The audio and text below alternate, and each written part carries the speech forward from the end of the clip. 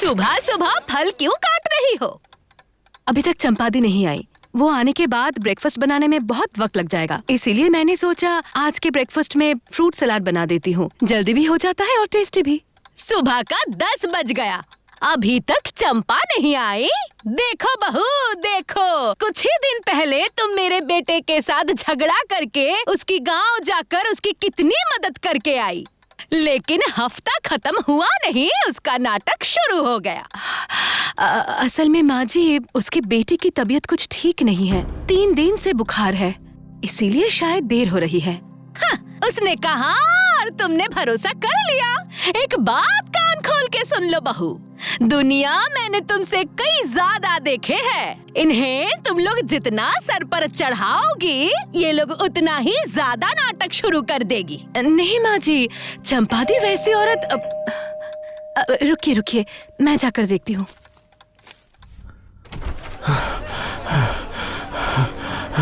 अरे आप कौन है बहू? मालिनी भाभी, मैं हूँ बलाई।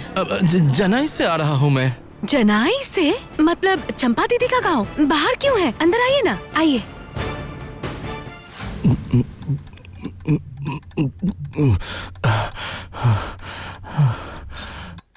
अब बताइए, चंपा दीदी ठीक है ना? और उनकी बेटी? बतासी ठीक नहीं है भाभी, 3 दिनों से बुखार है उसे, और ऊपर से आज सुबह बाथरूम जाते वक्त वो जमीन पे बेहोश हो गई। उसके बाद से उसे पता नहीं क्या हो गया, आंखें नहीं खोल रही है, ठंड से कांप रही है, उसके हाथ पैर भी सुन्न हो गए। उसकी माँ को कुछ समझ में नहीं आ रहा, वो सिर्फ रोए जा रही है और कह रही है आप नहीं गई तो वो बतासी को बचा नहीं पाएगी। अरे ये कैसी बात हुई? मेरी बहू क्या डॉक्टर है कि अगर वो नहीं जाएगी तो उसकी बेटी नहीं बचेगी? बकवास करते हैं। नहीं नहीं माँ जी, बतासी की माँ बिल्कुल टूट गई है, रोते रोते वो बेहोश तक हो गई थी। आप थोड़ी देर इंतजार कीजिए, मैं ऊपर से बैग लेकर आती हूँ। बैग ला रही हो मतलब? तुम क्या सच में फिर से उस गांव में जाने वाली हो बहू? आपने भी तो सब कुछ सुना ना माँ जी? चंपा दी की बेटी बहुत बीमार है, मुझे तो जाना ही पड़ेगा। अपनी हद मत पार करो बहू, मैनाक शहर में नहीं है, और अगर उसे पता चला कि तुम भी घर पे नहीं हो तो बहुत गुस्सा करेगा। आपके बेटे को तो हर बात पे गुस्सा आता है, वो मैं संभाल लूंगी, लेकिन ये एक इमरजेंसी सिचुएशन है, मुझे जाना ही होगा माँ जी। क्योंकि माँ जी, एक इंसान के बेकार के गुस्से से एक इंसान की जान की कीमत बहुत ज्यादा है। ट्रेन से जाऊंगी तो देर हो जाएगी, अभी एक कैब बुक करना होगा। मुझे एक बात समझ में नहीं आ रही, एक ऐसी इमरजेंसी सिचुएशन में आप मेरे घर तक क्यों आ गए? मुझे एक फोन क्यों नहीं किया? मैं खुद चली आती यहाँ। मैंने कोशिश की थी भाभी जी, मैंने बहुत बार आपको फोन करने की कोशिश की थी, लेकिन मेरे पास तो कोई कॉल नहीं आया। कैसे मिलेगा भाभी जी, हमारे गांव में तो ज्यादातर टाइम मोबाइल में टावर ही नहीं रहता, मैं फोन कर ही नहीं पाया, इसीलिए मजबूरन मुझे आपके घर जाना पड़ा। इश, कैसी हालत है अब। उफ, अरे भैया आराम से चलाइए, अभी तो लग जाता। हाँ, क्या करूं मैडम, सड़कों की हालत तो बहुत ज्यादा खराब है। इसीलिए मैंने आपको कहा था ट्रेन से चलते हैं भाभी जी। लेकिन शाम से पहले तो कोई ट्रेन भी नहीं है, ऐसे सिचुएशन में इतनी देर इंतजार करना क्या ठीक होता? ठीक है भैया, अब आराम से गाड़ी चलाइए। जी हाँ मैडम। मैं तो सोच रही थी बताशी को शहर ले जाऊंगी, लेकिन रास्ते का जो हालत है उससे तो शहर के अस्पताल में ले जाना भी बहुत रिस्की हो जाएगा। पता है भाभी जी, ऐसा न जाने कितनी बार हुआ है कि मरीज को शहर ले जाते ही वो मर गया। सड़क की हालत कितनी बुरी है, मुझे बताशी के लिए बहुत चिंता हो रही है, अभी जल्दी पहुंचना जरूरी है। अब क्या हुआ? अरे बाप रे, टायर पंचर हो गया मैडम। हे भगवान, सड़कों की हालत ऐसे क्यों है? कितने दिन पहले ये रिपेयर हुआ था? रिपेयर क्या भाभी जी, 6 महीने भी नहीं हुए इस रास्ते को बने हुए, और उसी में ये हालत है। क्या कह रहे हैं? 6 महीनों में सड़कों की ये हालत हो गई है? पता है भाभी जी, इसी रास्ते की वजह से कोई भी बाहर की गाड़ी गांव में आना ही नहीं चाहती। आप देखिएगा, जितना आप गांव के अंदर जाएंगी, सड़क आपको उतनी ही टूटी फूटी मिलेगी। अच्छा बलाई, यहाँ से जनाई चलकर जाने में कितना वक्त लगेगा? चलकर लगभग 1-1.5 घंटे तो लगेंगे भाभी जी। 2 घंटे? यहाँ से क्या रिक्शा मिलेगी हमें? हाँ, थोड़ी दूर में एक रिक्शा स्टैंड तो है, रिक्शा जाएगी, लेकिन बहुत पैसे लग जाएंगे। हाँ, हो गया मैडम। खैर, अच्छा हुआ। ये लीजिए, पैसे लीजिए। अभी क्यों दे रही हैं? पहुँच कर दीजिएगा। आपको ले जाने की जरूरत नहीं है भैया, आगे का रास्ता और भी खराब है। मुझे बहुत बुरा लग रहा है, मैंने कहा इसीलिए आपको यहाँ तक आना पड़ा। और आपके गाड़ी का टायर। वो सब छोड़िए मैडम, सड़क खराब है, इसमें आप क्या करेंगी? और सारी सड़कें तो हाईवे नहीं है, और वैसे हाईवे भी कौन सा अच्छा है। हाँ, अब गाड़ी में बैठिए, बैठिए, मैं लेकर जाऊंगा। लेकिन अगर ऐसा फिर से हुआ, और क्या कोई एक्स्ट्रा स्टेपनी है? नहीं है, लेकिन वो तो मेरे लौटते वक्त भी हो सकता है मैडम। ज्यादा मत सोचिए, आप लोगों की बातों से पता चला है कि छोटी बच्ची की तबीयत खराब है, वहाँ जाना बहुत जरूरी है। जल्दी बैठिए, जल्दी।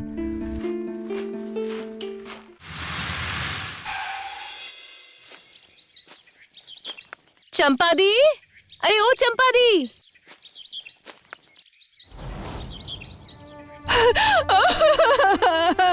ओ भाभी, ओ भाभी, आप आ गई भाभी। देखिए मेरे साथ क्या हो रहा है। रोइए मत चंपा दीदी, शांत हो जाइए। पहले बताइए बताशी कहाँ है? अभी वो कैसी है? वो सो रही है भाभी। बालाई के जाने के बाद उसकी तबीयत फिर से और खराब हो गई थी भाभी। वो तो बेहोश हो गई थी, अभी तो आंखें बंद करके पड़ी हुई है। सो रही है कि बेहोश हो गई है या वो मर गई है, कुछ भी समझ में नहीं आ रहा है भाभी। चंपा दी, आप क्या अनाप शनाप बात कर रहे हैं? आपकी बातें सुनकर तो लग रहा है बताशी को एपिलेप्सी है।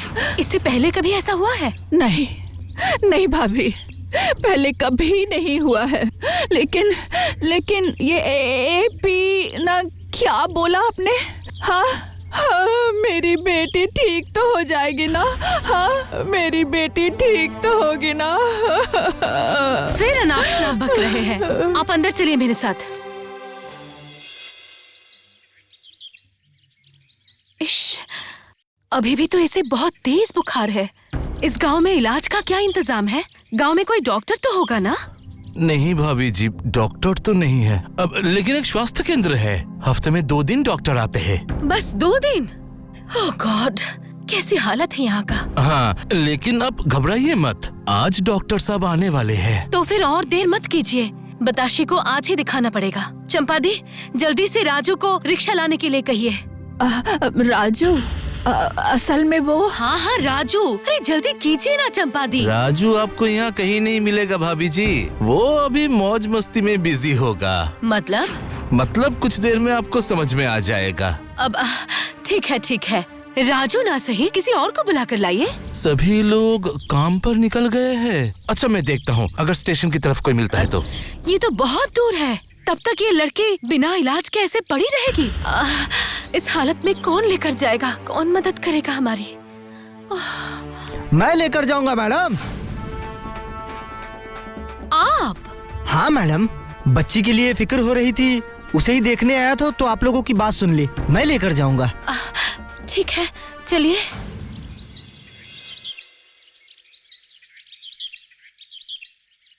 अभी तो हालात बेहतर है, लेकिन इलाज ठीक से नहीं हुआ तो मामला बिगड़ सकता है। और सुनिए, एक दवाई स्वास्थ्य केंद्र में नहीं है, उसे खरीदना होगा। बाकी दवाइयां मैंने दे दी।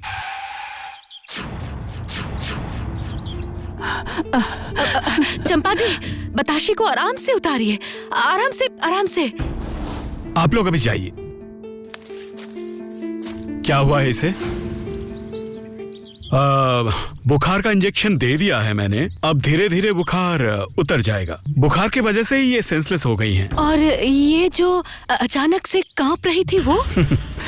आपका अंदाजा लगभग सही है मैडम। सिम्टम्स सुन के मुझे भी एपिलेप्सी ही लग रहा है। बिना पेशेंट से बात किए और बिना टेस्ट रिपोर्ट देखे अभी मैं कुछ कंफर्म कह नहीं सकता। वो क्या बीमारी है? बहुत बड़ी बीमारी है?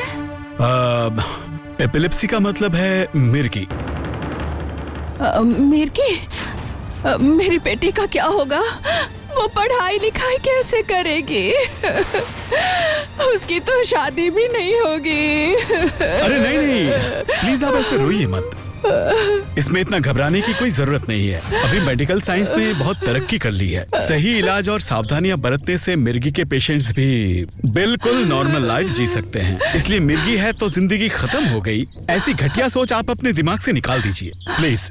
डॉक्टर साहब ने बिल्कुल सही कहा है चंपा दी, आप बिल्कुल परेशान मत होइए। लेकिन मुझे कुछ पूछना है डॉक्टर साहब। हाँ पूछिए ना। यहाँ पर क्या कोई फ्री मेडिकल कैंप हो रहा है?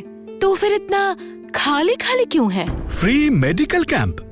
हाँ, जनरली फ्री मेडिकल कैंप में ही ऐसी खुली जगह पर कैंप लगाकर इलाज किया जाता है। वैसे तो ऐसी बहुत सारी जगह है जहाँ फैसिलिटीज ना होने के वजह से ऐसे टेम्पररी कैंप लगाए जाते हैं, लेकिन यहाँ अगर चाहे तो हेल्थ कैंप के अंदर ही फ्री ट्रीटमेंट का इंतजाम किया जा सकता है। नहीं नहीं, ये फ्री मेडिकल कैंप नहीं है मैडम। इलाज करने की जगह नहीं है तो इसलिए बाहर कैंप करना पड़ रहा है। अब क्या करें बताइए? इन बीमार मरीजों को मैं तो ऐसे ही बिना इलाज किए छोड़ नहीं सकता ना। जगह नहीं है मतलब अंदर क्या मेडिकल इक्विपमेंट नहीं है? सब कुछ है। तो फिर अपनी आंखों से देख लीजिए मैडम। जरा झांक कर एक बार अंदर की हालत आप देख लीजिए मैडम। इस टूर्नामेंट को मैं नहीं हारूंगा। तुम लोगों से ज्यादा पॉइंट मैं लेकर आऊंगा, देख लेना। पहले एक बार तो जीत के दिखा। सिर्फ बड़ी बड़ी बातें, खाली पीली बकवास कर रहा है। मैं क्या करूं बताओ? मैं तो रिक्शा चला के अपना पेट पालता हूं। तुम लोगों की तरह तो मैं दिन रात प्रैक्टिस नहीं कर सकता हूं। सेंटिमेंटल डायलॉग नहीं। हाँ, रिक्शा चलाता है तो तू 2 पैसे कमाता है, मेरी तरह मुफ्त की रोटी नहीं तोड़ता। स्वास्थ्य केंद्र के अंदर ये सब क्या चल रहा है? ये रोज की कहानी है मैडम। पहले हर हफ्ते 2 दिन, मतलब जिस दिन मैं आया करता था उस दिन स्वास्थ्य केंद्र खाली रहता था। लेकिन आजकल तो ये लोग ये भी नहीं बख्शते। कह रहे हैं उन लोगों का कैरम टूर्नामेंट चल रहा है, इसलिए मजबूरन मुझे बाहर ही इलाज करना पड़ रहा है मैडम। उन लोगों ने स्वास्थ्य केंद्र को क्लब बना दिया है। लेकिन ये सब तो अन्याय है, आपने ये सब होने क्यों दिया? Do I have any choice ma'am? मैं तो बाहर का हूँ, गांव के लड़कों से लड़ने की हिम्मत मुझ में नहीं है। लेकिन मैं इस गांव के बीमार मरीजों का इलाज करना चाहता हूँ, इसलिए मजबूर होके मुझे ये इंतजाम करना पड़ा मैडम। सिर्फ डॉक्टर साहब ही नहीं, गांव में किसी की हिम्मत नहीं है कि उनके खिलाफ कुछ बोल सके। और पंचायत प्रधान, उन्हें पता है ये सब? उनका क्या कहना है? सब कुछ जानते हैं मालिनी भाभी, लेकिन जानकर भी अनजान बने रहते हैं। तो फिर अब तो सबको सच्चाई दिखाना ही पड़ेगा। तुम अभी पंचायत प्रधान के घर जाओ और उन्हें यहाँ लेकर आओ। लेकिन वो क्या यहाँ आने के लिए तैयार होंगे? ये लोग उन्हीं के पार्टी के हैं। पंचायत इलेक्शन में ये लोग मदद करते हैं। रहने दो, वो फिर भी यहाँ आएंगे, मुझे पता है। तुम सिर्फ जाकर कहो मैं मुसीबत में हूँ और मैंने उन्हें याद किया है। ठीक है, मैं अभी घर से साइकिल लेकर। साइकिल की जरूरत नहीं है, मैं लेकर जाऊंगा। तो फिर तो अच्छा ही है। Thank you so much. अरे भाई, वहाँ समस्या क्या हुई है वो तो पहले बताओ। अरे आप चलिए ना, अपनी आंखों से देख लीजिएगा। क्यों, तुम्हारे पास जबान नहीं है क्या? दोपहर को खा पी के सोने गया था और तुम मुझे अभी झूला झुला रहे हो यहाँ पे। ऐसा लग रहा है सारी अतड़ियाँ बाहर आ जाएंगी। तो रास्ता को ठीक करवा दीजिए ना प्रधान जी, उसके बाद ऐसी तकलीफ नहीं होगी। अब ये ससुर का नाती कौन है? मेरे गांव में आके मुझे ही भाषण दे रहा है। मालिनी भाभी के खास ड्राइवर है। अरे बाप रे, तब तो चुप रहना ही अच्छा है। जल्दी बनवा दूंगा बेटा। जब तुम्हें इतनी ही तकलीफ हो रही है तो मैं जल्द से जल्द तुम्हारे लिए सड़क बनवा दूंगा। अब अच्छे बच्चे की तरह आगे देखकर गाड़ी चलाओ बेटा। क्या हुआ है मैडम? बल्लू कह रहा था कि आप किसी समस्या में फंस गई है मैडम। हाँ, समस्या तो है, लेकिन वो मेरा है या आपका, ये पहले फैसला करना होगा। दरअसल मैडम, दोपहर के खाने के बाद अगर मैं थोड़ी नींद पूरी ना कर लूं तो मेरा दिमाग काम करना बंद कर देता है। इसलिए आप थोड़ा साफ साफ कहती तो। जरूर, आंखें रहते हुए भी जो अंधे होते हैं उन्हें सच्चाई दिखाने के लिए कभी कभी आंखों में पानी डालकर उन्हें जगाना पड़ता है। नहीं तो स्वास्थ्य केंद्र के बाहर टेंट लगाकर इलाज चल रहा है, ये देखने के बाद भी आप ऐसे हाथ पर हाथ धरे नहीं रहते। वो मतलब दरअसल डॉक्टर्स कहते हैं कि धूप में वो कुछ विटामिन। एकदम चुप! आप बिल्कुल बकवास मत कीजिए। आप पंचायत प्रधान हैं। गांव के हर एक इंसान यहाँ आपके भरोसे बैठे हैं और यहाँ आप गलत सलत बातें कह के हालात से मुंह फेरना चाहते हैं। ऐसा मत कहिए मैडम, मैं तो अपनी सारी जिम्मेदारियाँ निभाता हूँ। अरे भाई मजा क्या आ गया, बात जीत है, जीत गए। बहुत अच्छे भाई। अगर आप अपना काम ठीक से करते तो डॉक्टर साहब को ऐसे धूप में खड़े होकर इलाज नहीं करना पड़ता और स्वास्थ्य केंद्र के अंदर से कुछ आवारा इररिस्पॉन्सिबल लड़कों के कैरम खेलने की और चिल्लाने की आवाज हमें यहाँ तक सुनाई नहीं देती। अरे मैडम धीरे धीरे, वो लोग सुन लेंगे। तो क्या हुआ? वो लोग आपके पार्टी के आदमी हैं, आपको वोट मिलने में मदद करते हैं, इसीलिए आप उनके तलवे चाट सकते हैं।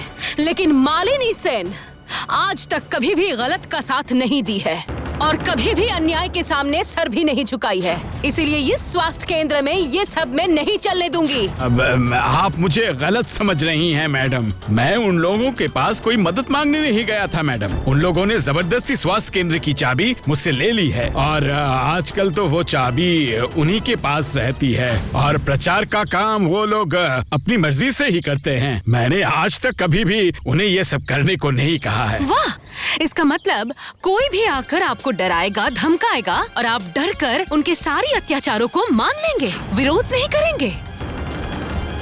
अगर आप नहीं कर सकते तो मैं इसके खिलाफ आवाज उठाऊंगी। प्लीज मैडम, ऐसा मत कीजिए। कम उम्र के बच्चे हैं, अगर गुस्से में आके उन लोगों ने कुछ कर दिया सुनिए, दिमाग होगा तो वो गरम भी होगा, जैसे कि अभी मुझे बहुत ज्यादा गुस्सा आ रहा है और अगर आप इन्हें यहाँ से नहीं हटाएंगे तो मेरा गुस्सा शांत नहीं होगा। मत जाइए मैडम, मत जाइए मैडम, मत जाइए। वो लोग बहुत गरम दिमाग के लोग हैं, मत जाइए। मैंने कहा था ना, इस बार का मैच मैं ही जीतूंगा तो जीतू। हाँ मालिनी भाभी, बीमार इंसान बाहर धूप में परेशान हो रहे हैं और तुम टूर्नामेंट जीतने की खुशियाँ मना रहे हो। ग्रेट। हेलो, आप कौन है? इस गांव से आपका क्या लेना देना है? हाँ? और इस स्वास्थ्य केंद्र में हम लोग कैरम खेलेंगे या कबड्डी खेलेंगे, ये आप तय करेंगी। मैं इस गांव की कोई नहीं हूँ, लेकिन इस गांव के साथ मेरा दिल का रिश्ता है।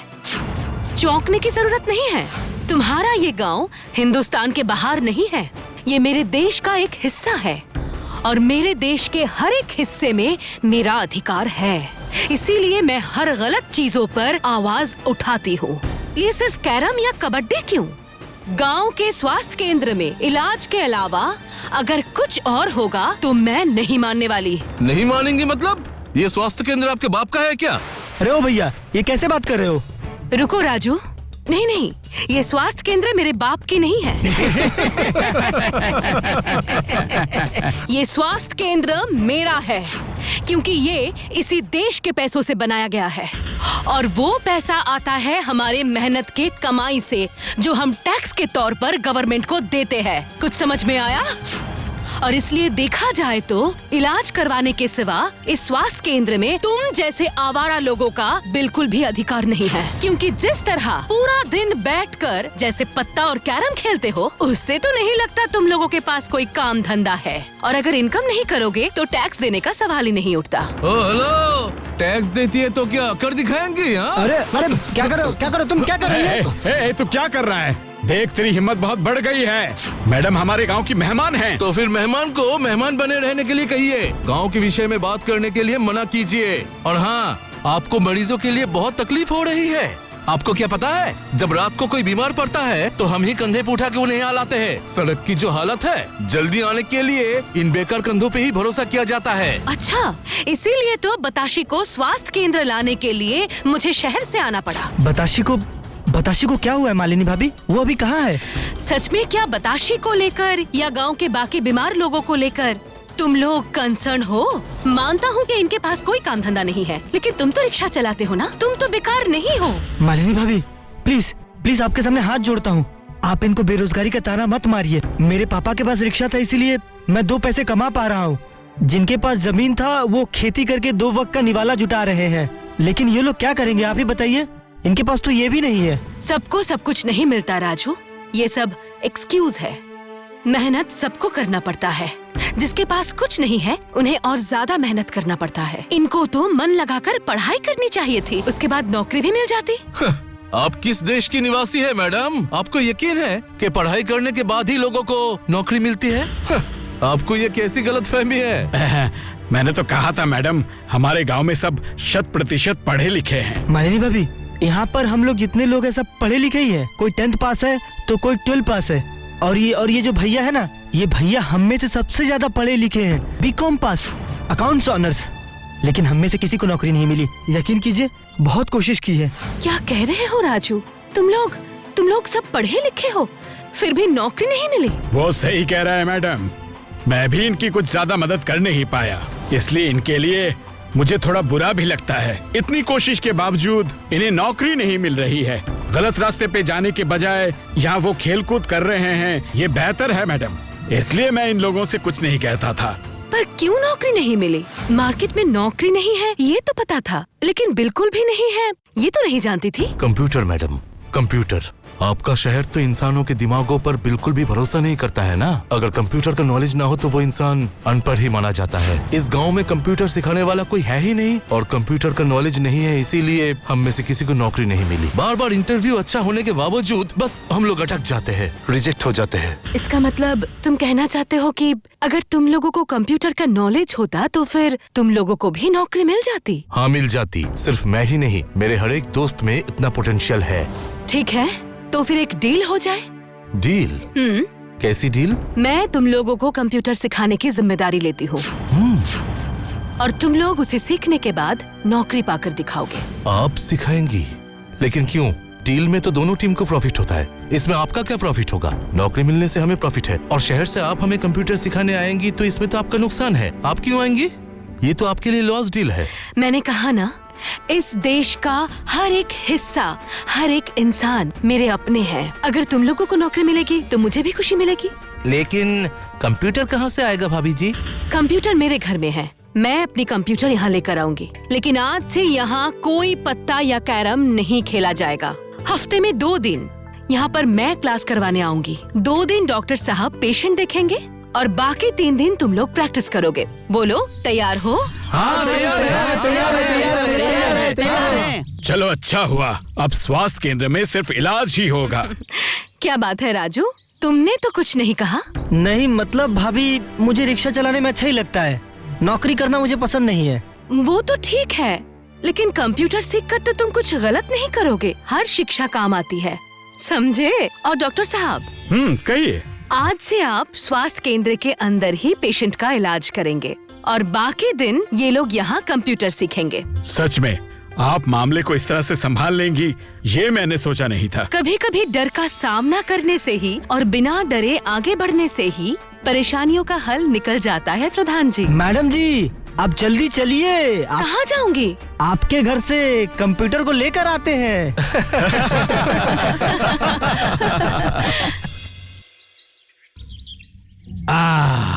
जिंदगी में मैं पहली बार अपने आंखों के सामने एक कंप्यूटर देख रहा हूँ। अजीब चीज है। और जो भी हुआ है सब मालिनी भाभी की वजह से हुआ है। मालिनी भाभी जिंदाबाद,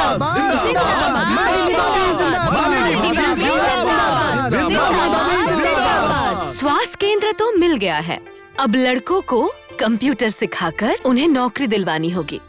गांव के सड़कों को भी ठीक करना है।